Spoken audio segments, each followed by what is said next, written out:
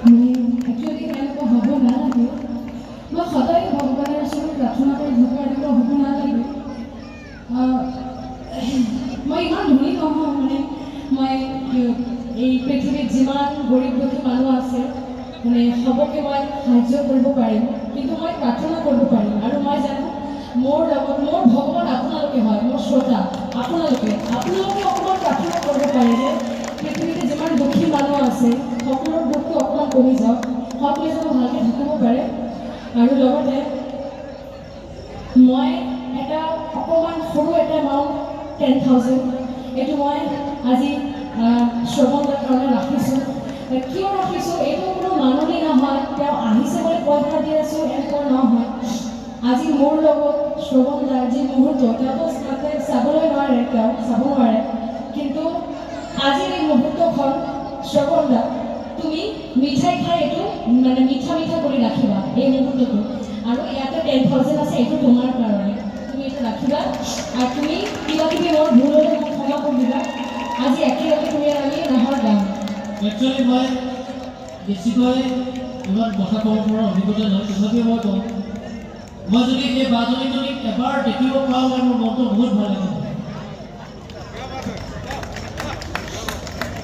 কিন্তু তথাপিও কওঁ মই আছিলাম কিন্তু গাবলৈ এবাৰ চেষ্টা কৰিম বাৰু এনেকুৱা হয় যদি কিবা ভুল হয় আপোনালোকে ক্ষমা কৰিব